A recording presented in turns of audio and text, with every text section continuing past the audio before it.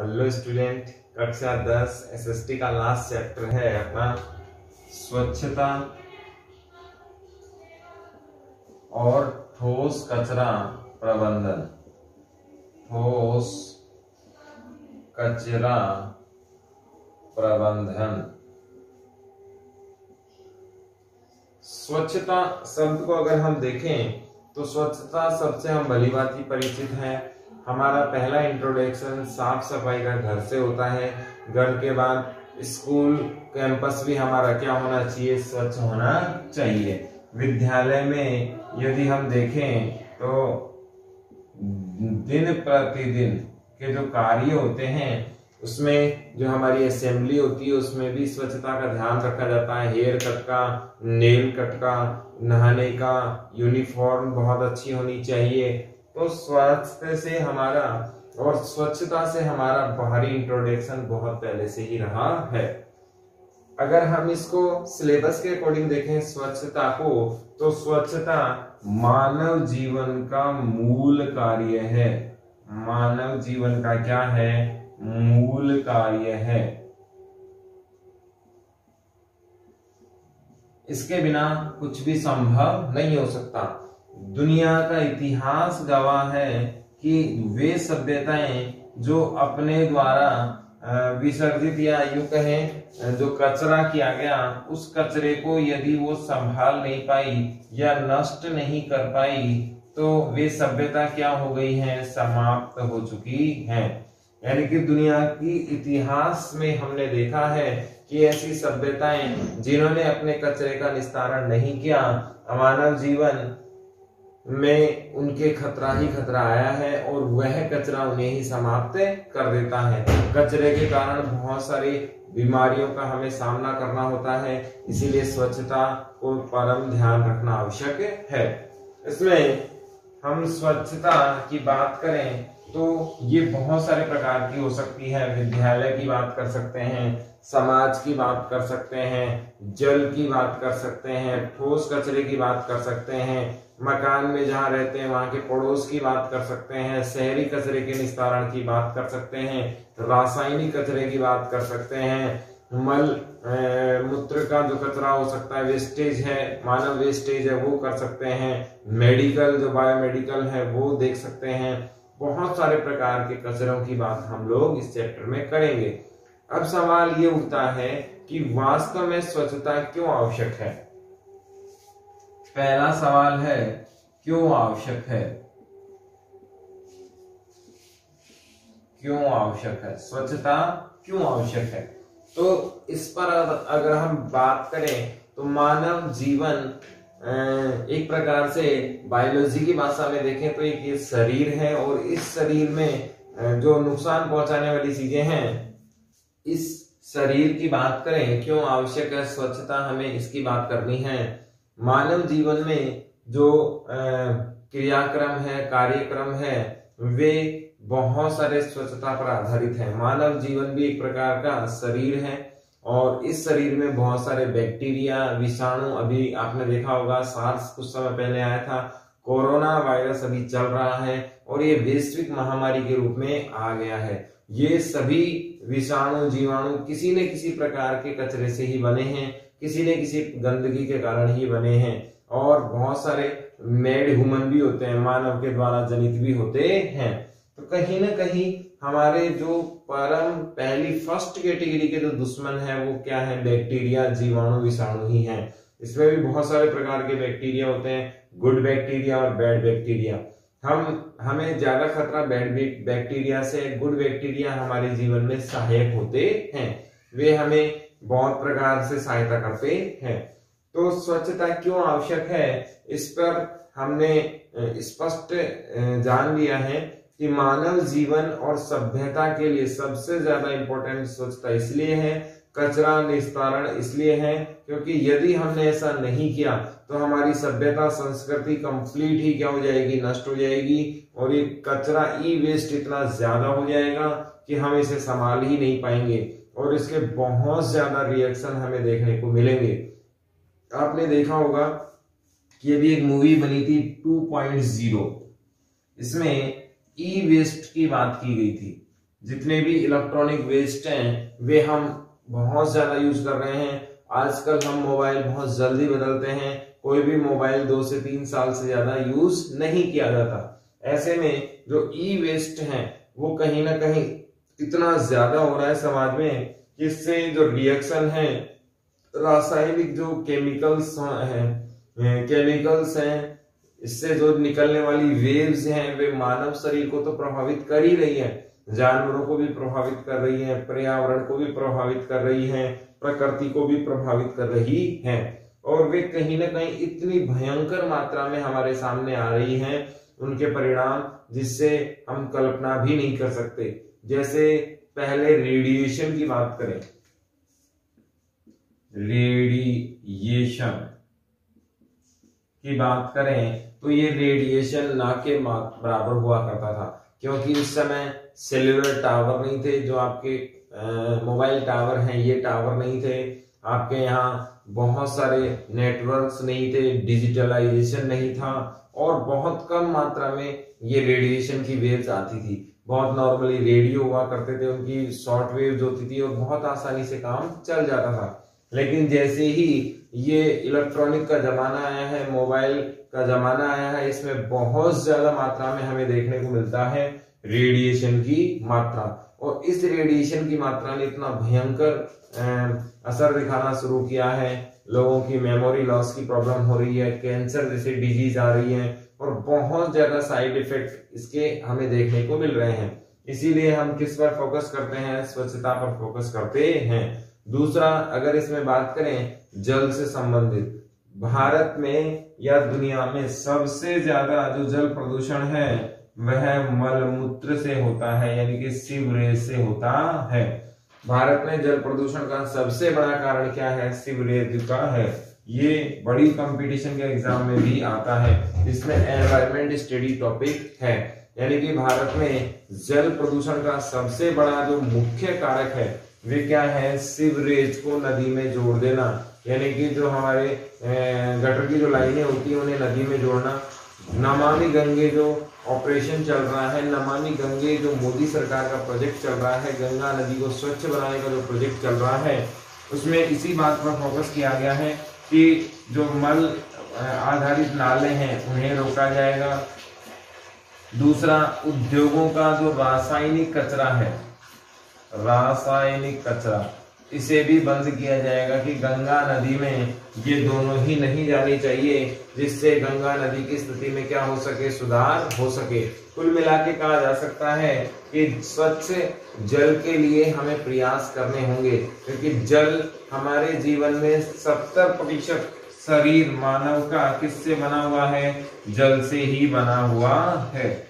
70% हमारी जो बॉडी है वो किससे बनी हुई है? जल से बनी हुई है। और ऐसे में जल का शुद्ध होना हमारे शरीर में क्या है? बहुत ज्यादा जरूरी है। यदि जल शुद्ध नहीं मिलता है हमें तो बहुत सारे प्रकार की क्या हो जाएंगी? बीमारी हो जाएंगी, और ये हमारे शरीर को क्या कर देंगी? पूरी तरीके से क्या कर देंगी? खराब कर देंगी।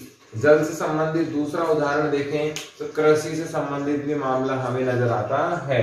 कृषि की यदि भूमिका में देखें तो यदि प्रदूषित जल हमारे खेतों में जाएगा, बहुत भयंकर रासायनिक प्रदूषण से संबंधित जल हमारे खेतों में जाएगा, तो कहीं ना कहीं हमें भी बीमार कर देगा।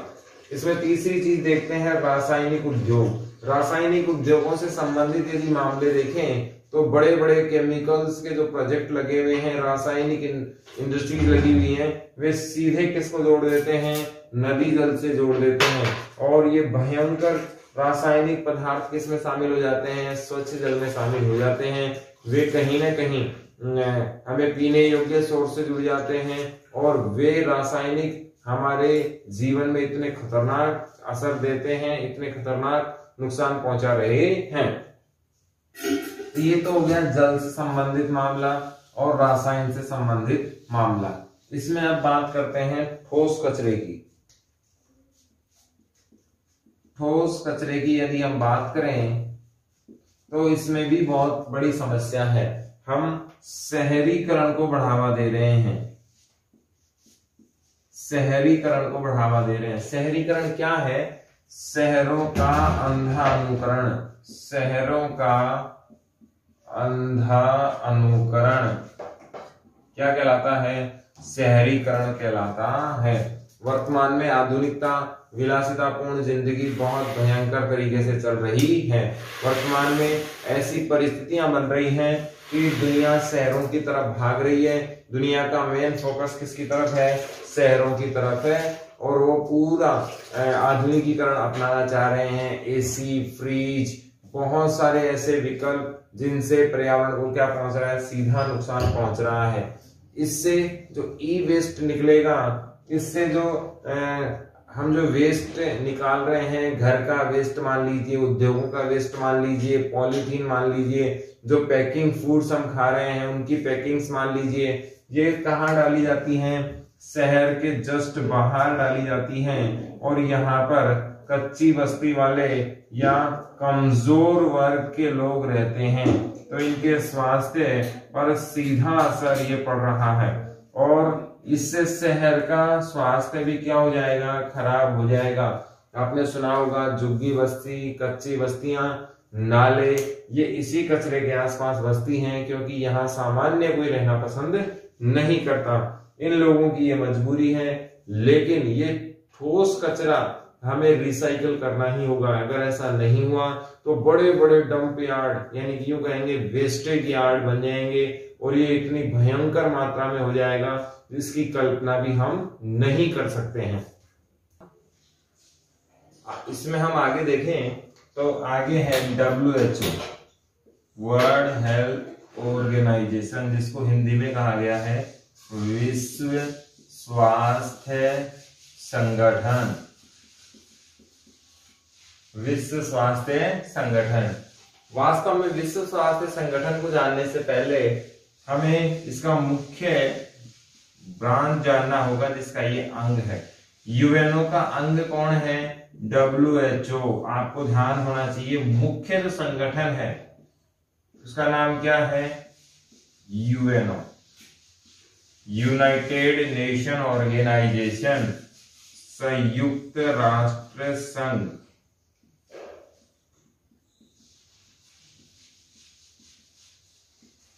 अब इसको देखते हैं। मेन जो संगठन है उसका नाम क्या है? यूएनओ। यूएनओ को अंग्रेजी में कहा गया है यूनाइटेड नेशन ऑर्गेनाइजेशन, हिंदी में है संयुक्त राष्ट्र संघ। ये बना था 24 अक्टूबर 1945। इसीलिए 24 अक्टूबर को यूएनओ दिवस भी मनाया जाता है। यूएनओ दिवस भी मनाया जाता है। अब मुद्दे की बात करते हैं। तो WHO इसी का क्या है? एक प्रकार से संगठन है। इसका पूरा नाम है विश्व स्वास्थ्य संगठन, वर्ल्ड हेल्थ ऑर्गेनाइजेशन। और इसका मूल कार्य है विश्व के प्रत्येक राष्ट्र के प्रत्येक नागरिक के स्वास्थ्य की बात को ध्यान रखना।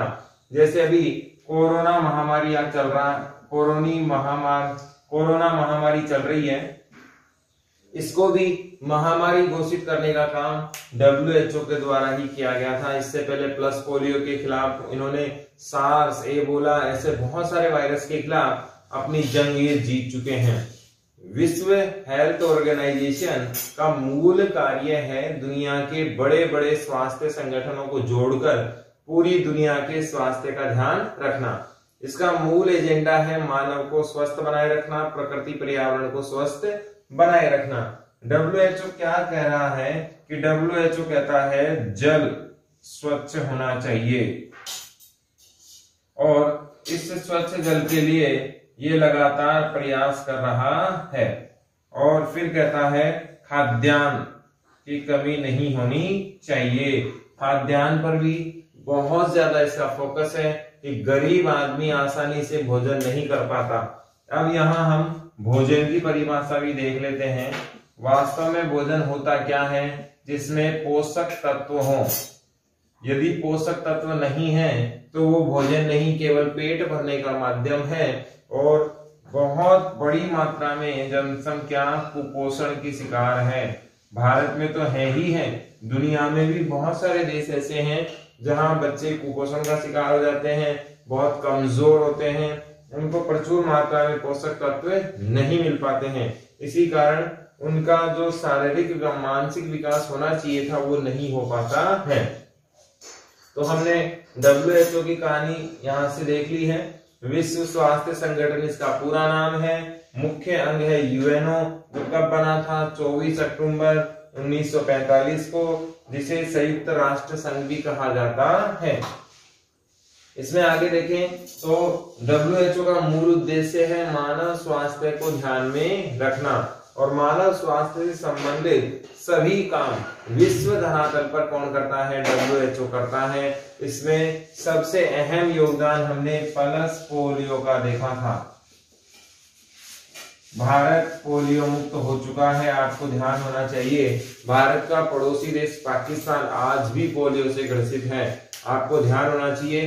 पाकिस्तान से कोई भी यात्री जब भारत आता है तो उसे प्लस पोलियो की दवाई पिलाई जाती है ताकि भारत में पोलियो ना आए, और भारत पोलियो मुक्त पूरी तरीके से हो चुका है। WHO ने इसकी घोषणा कर दी है। इस प्रकार से WHO के द्वारा भी स्वास्थ्य पर, स्वच्छता पर जोर दिया जा रहा है। भारतीय नहीं, अंतरराष्ट्रीय धरातल पर जोर दिया जा रहा है ताकि पूरे मानव जनजाति को स्वच्छ और सार्थक रूप से बनाया जा सके, उसका जीवन बहुत अच्छा, सुंदर, स्वच्छ बन सके। इसमें अगला बिंदु है स्वच्छता के प्रकार, और स्वच्छता के आपके सिलेबस में 7 प्रकार बताए गए हैं। इसमें से पहला है सामुदायिक स्वच्छता।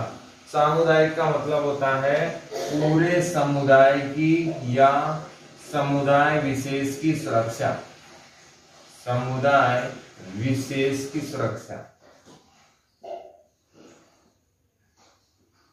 आपने देखा होगा पुराने जमाने में यदि कोई बीमार हो जाता था तो उसे नहाने नहीं दिया जाता था। जैसे किसी को बुखार हो गया, फीवर हो गया, तो उसे नहाने नहीं दिया जाता था। वास्तव में फीवर का कनेक्शन नहाने से नहीं था। बहुत सारे लोग रूढ़िवादी परंपराओं को मानते हैं। फीवर का कनेक्शन नहाने से नहीं था, क्योंकि अगर फीवर का कनेक्शन नहाने से होता तो हम लोग फीवर आने पर ठंडा पानी की पट्टी नहीं रखते। वास्तव में फीवर का कनेक्शन या बीमारी का कनेक्शन सामूहिकता से था। नदी है, तालाब है, पहले सामूहिक स्नान घर हुआ करते थे। यदि एक बीमार व्यक्ति उसमें शामिल हो जाता तो पूरा समुदाय बीमार होने का खतरा होता था। इसीलिए उस पर्टिकुलर व्यक्ति को समाज से अलग कर दिया जाता था, सामूहिक स्नान घर से अलग कर दिया जाता था, ताकि बाकी समाज को बचाया जा सके, क्योंकि इतने सोर्सेज नहीं थे। इसीलिए समुदाय विशेष की सुरक्षा पर जोर दिया गया कि ऐसी कोई चीज ना हो जिससे समाज में बाकी लोगों को नुकसान पहुंचे किसी एक व्यक्ति के कारण। इसमें खुले में शौच करना है, खुले में गंदगी को डालना है, बहुत सारे नाले वगैरह एक जगह खोल देना है जिसमें कीचड़ हो जाएगा, जानवर वगैरह बैठेंगे और वो जानवर हमारे यहाँ बैक्टीरिया लाएंगे बहुत सारी मक्खियों के माध्यम से। इस प्रकार की जो समस्या समुदाय विशेष को आएगी उसे हमने किसमें रखा है? सामुदायिक स्वास्थ्य में रखा है। सामुदायिक स्वास्थ्य, सामुदायिक स्वच्छता ये समूह विशेष के लिए है और पूरा समूह एक साथ मिलकर कार्य करे, ऐसा हमने इस पे फोकस करने की बात कही है। फिर शुष्क स्वच्छता, इसमें जोड़ा गया है कि केवल मल संधारित करने के, मल को त्यागने के बाद केवल हाथ धोने मात्र से काम नहीं चलने वाला है, जबकि संपूर्ण प्रोटेक्शन की बात कही गई है। अच्छे से हैंड वॉश होने चाहिए। एक बेहतरीन स्वच्छता का उदाहरण की बात इन्होंने कही गई है, यानी कि इस प्रकार से कार्य करना चाहिए जैसे कोरोना वायरस में अभी 20 सेकंड हाथ धोने का काम बताया गया है। तो एक प्रकार से जीवाणु विषाणु पूरी तरीके से जो वायरस है वो पूरी तरीके से क्या हो जाएगा? नष्ट हो जाएगा। एक पर्टिकुलर टाइम तक हमें सफाई पर ध्यान देना चाहिए और नियमित ध्यान देना चाहिए। ये सातों प्रकार अलग अलग अपने नाम से हैं, अलग अलग कैटेगरी से संबंधित हैं। बाकी के जो 5 प्रकार हमारे और बचे हैं हम उनको और देखेंगे, लेकिन स्वच्छता में केवल और केवल एक ही चीज पर ध्यान दिया गया है, खुद की सुरक्षा, परिवार की सुरक्षा, मोहल्ले समाज की सुरक्षा और फिर पूरे समुदाय और देश की सुरक्षा होना बहुत ज्यादा जरूरी है। यदि ऐसा नहीं हो पाया तो निकट भविष्य में पूरी संस्कृति क्या हो सकती है? समाप्त हो सकती है। हमने इतिहास में पढ़ा है, सिंधु घाटी सभ्यता बहुत बड़ी सभ्यता थी। ऐसी सभ्यताएं जिनका नामो निशान ही बाद में नहीं बचा, कहीं न कहीं प्राकृतिक आपदा, कहीं न कहीं किसी न किसी कारण से वो क्या हुई, समाप्त हुई। आज तो हम केवल कल्पनाओं के आधार पर उसका आकलन कर सकते हैं, लेकिन बड़ी बड़ी सभ्यताएं बीमारी की वजह से भी क्या हो गई, नष्ट हो गई, क्योंकि वो अपने द्वारा जो कचरा निकाला गया दैनिक विजेज में, उनको वो संधारित नहीं कर पाए, उनको वो रिसाइकल नहीं कर पाए।